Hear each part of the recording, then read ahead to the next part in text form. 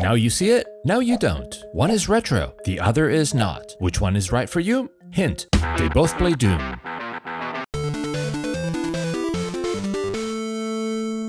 Hello and welcome back to Noel's Retro Lab. Today I'm going to be looking at the VIC-20. No, not a VIC-20, the VIC-20. Yes, that's pretty confusing. I really wish they had named it something different, but oh well. The VIC-20 is a modern re-implementation, and we'll see exactly what that means, of the original VIC-20. It doesn't intend to improve on it or be the next step in the evolution of computers. It just tries to take the VIC-20 and make it more accessible to everybody in the 21st century. Did they succeed? Is that something you should consider buying? Let's find out. So first things first, we need to take a moment to appreciate the box. They didn't just do anything with the box, they could have done anything, and instead they tried to do something very similar to the original VIC-20. So to me, that's a really cool nod in that direction, and that they're serious about their experience. And since we're going to be comparing a lot of the things, let's start with the boxes. Clearly this is much more yellowed, but here's what I mean. The dimensions are almost identical. The layout is the same. Obviously not this, but you know, it definitely fits the spirit. And the back, yeah, the back is pretty much identical. Obviously much reduced. I guess these are the ports and different things. Interestingly, this has, I guess, many fewer ports, just maybe much more versatile, like has USB ports. And then very similar. Oh, you know what? I thought this was the original picture, but looks like this has been updated. So that's interesting. But still very much in the same style, even with a retro looking TV. So yeah, I mean, right away, the box at least gets full marks. The other thing that is surprising is that it's actually not super light, which I take that as a sign of hopefully good quality. It's not just a cheap plastic case with a Raspberry Pi inside thrown any old way. It feels like there's some substance to the box. So let's see what we have inside. Okay, very nicely laid out. Yeah, I mean, this is as heavy. I mean, the VIC-20 is light, but this might be even slightly heavier than the VIC-20. And by the VIC-20, I mean the original one. So this looks great. It looks very much like the original case. Same kind of texture here. The logo has been very slightly updated, but again, in keeping with the style, even though that particular logo went through a ton of different revisions. And even in Germany, they removed the I, and there's been all sorts of changes there, but that it fits like it could have been that way. I see they used the PETSCII characters, which is not the most common character set for the keys. It's probably the most sought after one. So it's cool that they chose that one. And then obviously it has the graphic symbols in front. That's the 10 keys. Oh, and you know what? We'll double check when I turn it on and actually use it, but the feel of this keyboard is really good. And so what does he have? I haven't looked much in the instructions or manual. So 3 USB ports, like not a switch, but like a button. And then power in, HDMI out, and it looks like another USB. It's probably the same as those other ones, just in a different location. And yeah, nothing else. So right away, you know, obviously makes no sense, but no printer port, no user port, no cassette port. That makes total sense. And what about here? Oh, right, the joystick. Ooh, again, some heft to that. Ooh, oh, oh, yes. You know what? This feels like a really good joystick. Oh yeah. So I actually have another very similar one, and I think this was called a competition joystick. And they made this same shape, and probably the same company, in a variety of quality grades. And this is one of the ones that has the micro switches. That's what you hear when you push it. So that's one of the better ones. It doesn't have micro switches there, but this feels better. This feels way better. And it has yeah, also has micro switches there, and then it has those guys there, which I don't know what they are. Maybe to browse some kind of menu or something, but wow. Yeah, and this is USB. I'm gonna wanna hook up this to some of my other retro computers. This feels great. So what else we got here? We got, imagine, power supply, and right, power supply, probably HDMI cable. Okay, I don't need any of that right now. And, okay, the VIC-20 came with a 22-page quick guide, and it looks like 5 different languages, so each of them gets 3 pages. The original VIC-20 came with a super nice manual and the programmer's reference guide. There's no comparison here. This is where the original VIC-20 gets full marks and this gets, yeah, bare minimum. I imagine they have more stuff online. I understand that printing something like this, it's probably overkill, and the majority of people getting the VIC-20 wouldn't need all of this, but I don't know, maybe they could have made a compromise and gotten something maybe more like this, you know, that still has the original feel. So, all right. As I imagined, the website for retro games has a downloadable version of the quick guide, but also a full user manual. In keeping with the style of the box, the manual is definitely formatted in a way reminiscent of the original manuals, which makes it extra fun. It doesn't have any information on programming the VIC-20 like the original manual, but at least it does get into the details about what can be done with the device. Some of you may have done a double take when I showed the cover of the user documentation. Did I get the wrong one? Why am I showing the manual for VC64, which is another product by the same company emulating a Commodore 64? That's because the VIC-20 also does a full emulation of a Commodore 64. As a matter of fact, as far as I know, they're both the same product with slightly different cases, so the manual is the same for both. They do have a short section on Commodore 64 basic programming, but nothing on VIC-20 programming specifically. But that's not a big deal, because you can find loads of free books on VIC-20 programming on the internet, something we didn't have the luxury of having back in the early 80s. And so here is an obligatory shot of the comparison of the original VIC-20, or one original VIC-20, and this VIC-20. So on camera, this looks smaller because it's slightly further away, so ignore that. They're actually exactly the same size width-wise, although the VIC-20 is definitely thicker. So I think maybe this is the shape of the Commodore 64 bread bin case, which is, I always forget, but I guess it's thicker than the VIC-20 case. The color is obviously different, but there are multiple things going on in there. First of all, there were lots of different colors of the original VIC-20. I've seen it like this, I've seen it lighter, I've seen it darker. This definitely has a little bit of yellowing going on. So if you look at the bottom, still yellower, but it's a little closer. So this definitely would benefit from a little bit of retro brighting. Was there a color this light? I think so. I think that's probably fine. And this is an example of what I meant. The logo is different, but it's definitely keeps that feel. And then here we have all the different ports and there, and they were much more simplified in here. Maybe we can test it right now, but no. You know me, I can't resist it. Before we turn it on, let's see what exactly is inside. So how easy to open this? Oh look, it's exactly the same way. Just 3 screws in there, just like the original.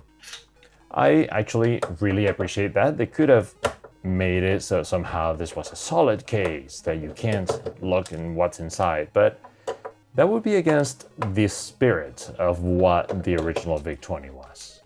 So I'm glad that they're doing it this way. I mean, so far they seem to be really having the right, philosophy of how to approach this. They could have done a much worse job.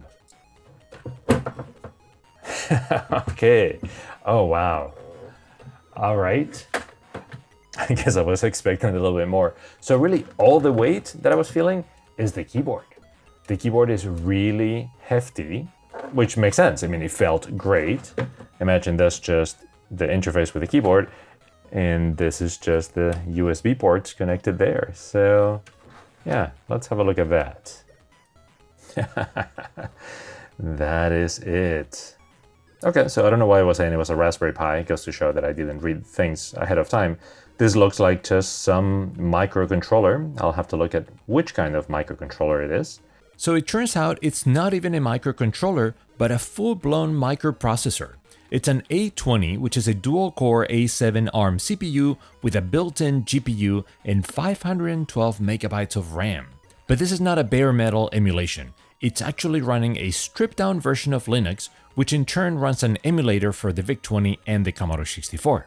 Some of you might have heard the word emulation and lost all interest in this. But let's talk about that for a second. I know some of you strongly prefer FPGAs, and sure, it probably offers a more accurate experience, but in their normal use, chances are that nobody would be able to tell the difference. There's nothing wrong with emulation as long as it's well done and running in powerful enough hardware, which here it clearly is. But just in case, we'll measure input lag later. But anyway, the proof, as they say, is in the pudding. So let's give it a try and see. Okay, so it's finally time. Let's turn it on.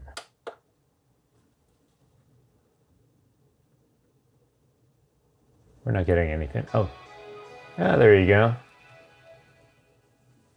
So there was definitely a startup time that was definitely longer than the regular VIC-20. So that's one for the classic one.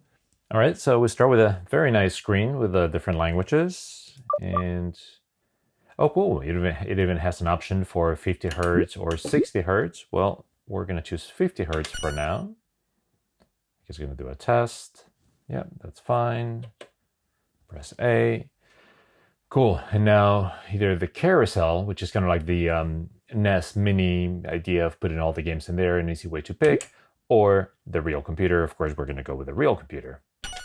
And there you go. So right away, this looks beautiful compared to the image quality that we had in the original VIC-20. I mean, obviously, this is an emulator, so it's pixel perfect. Everything is just, too perfect in a way. What about the aspect ratio? It doesn't seem quite right.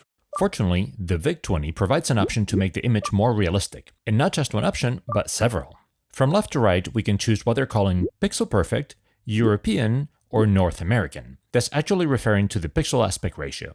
On European or PAL VIC-20s, the pixel aspect ratio is about 5:3 or 1.67, and on North American or NTSC VIC-20s, they're less elongated, so it's about 3:2 or 1.5. From the documentation, what they call pixel perfect is pixels that have a ratio of 2:1. So that's much wider than any of the real VIC-20 pixels, and explains why the aspect ratio seemed off at first sight. So I would avoid that mode completely. Vertically, we can choose to display the image just as pure pixels or a slight CRT filter to try to emulate scan lines and try to recreate how you would see the image on a real TV from the time. So let's choose that. Okay, that's much better. It looks, in a way, it looks a little too blurry right now, but it's still great. How does it compare to the image of the original VIC-20? Looking at this, it's clear that it's way better than the image that we had on the unmodified VIC-20, that's for sure. And after we applied that mod to the video circuit, it got better, but I'm going to be honest with you, the image of this VIC-20 looks way better. And here's a comparison of the image test pattern I used before, and the VIC-20 still looks much better. Maybe it's a tad too blurry for my tastes, so I would love a way to edit some of those filter parameters and reduce the blurriness just a tad, but it looks great out of the box. That's a big win for the VIC-20. And what about the keyboard? Oh yeah, the keyboard feels great. What about that multicolor mode? Let's try it. So it was what? Poke 64610, I think? Yeah, check it out. It looks just right. One thing we can't forget is that this is not just a VIC-20 emulator, but it also emulates a Commodore 64. And not just that, but we can pick PAL or NTSC models for each of them. So let's try picking a PAL Commodore 64, and there you go. It looks great. It clearly preserved my display settings from before, so we're seeing a slight CRT filter, but this looks really good. Anyway, I'm not going to get into the Commodore 64 emulation here, that would be a whole separate video. I just wanted to try it. Let's go back to the VIC-20. So would it be better if it emulated more machines, maybe a Commodore Amiga, or even other unrelated 8-bit machines like a ZX Spectrum, Amstrad CPCs, or Atari 8-bits? I actually think it's perfect this way. If it started adding emulation for other machines, the physical aspect of it wouldn't match the machine being emulated, And for me, at least half of the pleasure of using those retro computers is the physical experience of it. That's why I'm not a fan of generic FPGA boxes that emulate every system under the sun. For that, I might as well use a good emulator on a computer. So the fact that the VIC-20 recreates and even improves the feel of the original VIC-20 machine makes all the difference in the world for me. So let's see how well the emulator deals with the PAL versus NTSC speed. A while ago, I came up with a very simple program that I used to benchmark the basic performance across many different computers. I collected the results I'd measured plus all the ones that people tested in their own computers and compiled them together in a spreadsheet. I put the link in the description. And there we have both the timings for the PAL and NTSC versions of the VIC-20, which are pretty different. Running these tests, I need to make sure to set the PAL to 50 Hz and the NTSC to 60 Hz, because those settings are independent of each other in the emulator, otherwise timings will be off. So let's see how long it takes on the PAL 50 Hz. And it takes 34 seconds, which is exactly the same time as the original PAL VIC-20. I know the program isn't long, but I'd like to transfer it over to the NTSC version. But if I switch devices, it restarts the emulation and I'll lose the program in memory. The VIC-20 has an option to save the full computer state, which is really handy. That's one of those things that make emulators better than the original computers. You can always save the full state in the middle of a game and continue later. But in this case, that won't help us because the state includes the device model, so we can't use it to transfer it to an NTSC model. For that, we need to use Disk Emulator, which the VIC-20 very conveniently also provides. We can plug in a USB stick with different disk images and pick one, or, even more convenient, if we haven't selected an image and we try to write to disk, it creates a blank image for us. That is super convenient. And of course, you need to know the somewhat cryptic disk commands on the VIC-20 Basic. Now that we have saved it, we can switch modes to an NTSC one. I'm also going to switch to 60 Hz, which unfortunately I don't see an easy way to switch, so I had to do a full reset for that. And now we can insert the disk image and load the program. So having the disk emulation is fantastic, and it makes the computer very, very usable. Okay, now let's see how long the benchmark takes on NTSC. And it took 37 seconds, also exactly the same time as the real NTSC VIC-20. I know this isn't particularly accurate, but at least it's a good sanity check to make sure that the emulator is doing the right thing. Alright, time to talk games. I'm sure a lot of people will consider the VIC-20 just to play the games it comes with, so let's have a quick look at them. But for me, an even bigger question is, can you add and play your own games? When we switch from classic mode to carousel mode, we get this. And this is a very familiar interface from other devices like the Nintendo Mini or some emulators. The carousel includes lots of games, both for the Commodore 64 and the VIC-20. Initially, all the games are jumbled together, or rather, they're sorted alphabetically, but we can change that and sort them by model, meaning the Commodore 64 first and the VIC-20 ones later. There are a lot of games, and not just some cheap type-ins that they got the license for. You get some of the best games for the system, like Boulder Dash, Cybernoid 2, Firelord, Impossible Mission, Nebulous, and many, many others. On the VIC-20 side of games, I'm not as familiar with them, but I see lots of Jeff Minter games like Blitzkrieg or Grid Runner. Let me try playing some Grid Runner since it's one of the ones I'm familiar with from the Atari 8-bit version. And it plays great. This is probably one of the better VIC-20 games as far as action on screen at once. It's totally frantic. I tried Blitzkrieg as well, and it feels a lot less sophisticated. This is what I would expect from a basic program pretty much, and you can tell it was done before Grid Runner. And finally, just for fun, I had to try one of my favorite games, Boulder Dash. And yes, this is a Commodore 64 game. It's pretty obvious from the graphics when you put them side by side, isn't it?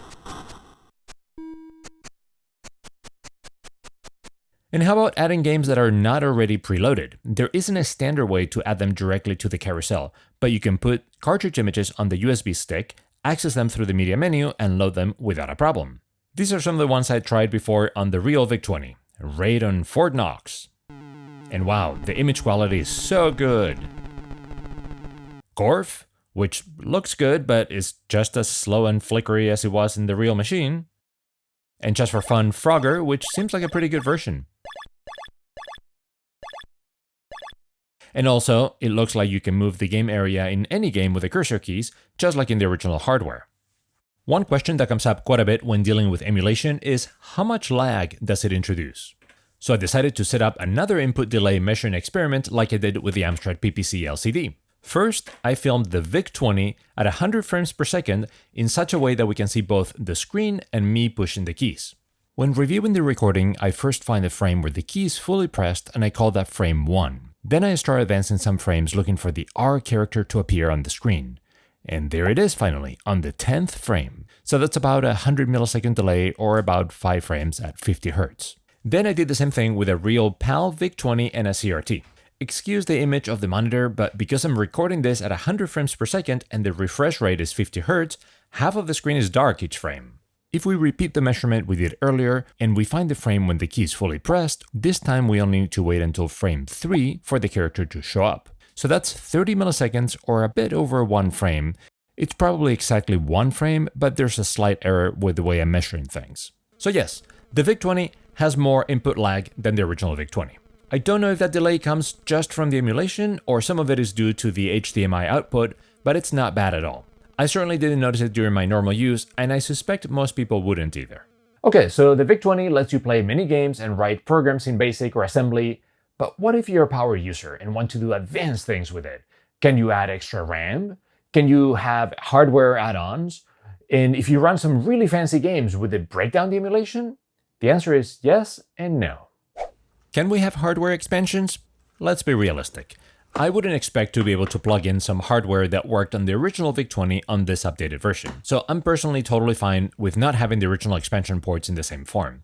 However, it would have been great if they had emulated a serial port or the user port through USB somehow. Obviously, you would need some kind of adapter, but you might have been able to connect some of the original hardware that way. And even if it isn't backwards compatible, it would have been possible to write some software to interface with the external world, like an emulated modem or some other kind of device. So that would have been a really cool option that is missing. If you remember, the original VIC-20 comes with 5 kilobytes of RAM. That's fine for running cartridge games, but it's very limiting to do any kind of programming or even running some complex games.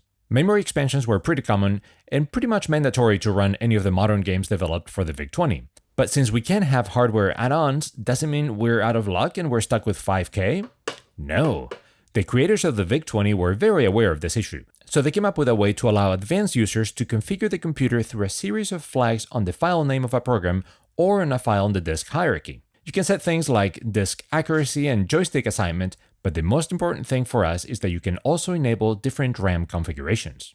For example, here's a program that I showed before that uses some crazy graphics mode to display some really high-resolution graphics, high resolution on the VIC-20 at least. That program requires a minimum of 24 kilobytes of RAM, so all you need to do is rename the file to have the string B1, B2, B3 at the end. And when you run it from the VIC-20, it sets up the correct RAM configuration and it works like a charm.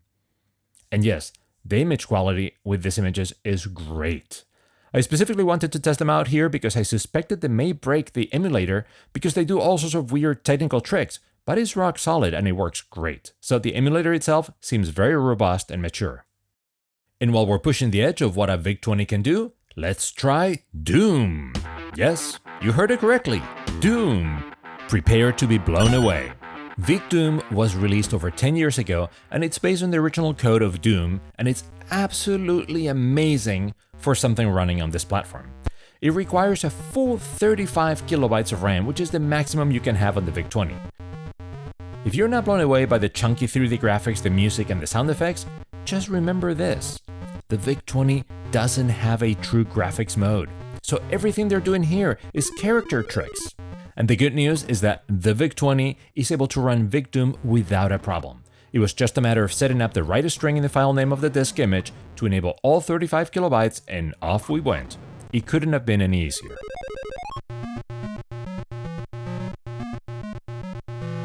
And you can take the VIC-20 even further if you want. There's a whole community of people dedicated to hacking and tinkering with the VIC-20 from the inside. For example, the PCUAE, which stands for Project Carousel USB Anniversary Edition, lets you add your own games to the carousel. Along the same lines, there are utilities out there that let you open up a Linux console window and poke around under the hood, and there are even other projects being worked on that are trying to replace the emulator with a different one. So, if you enjoy that kind of tinkering, there's a lot to explore in there. There's a lot you can do with the VIC-20.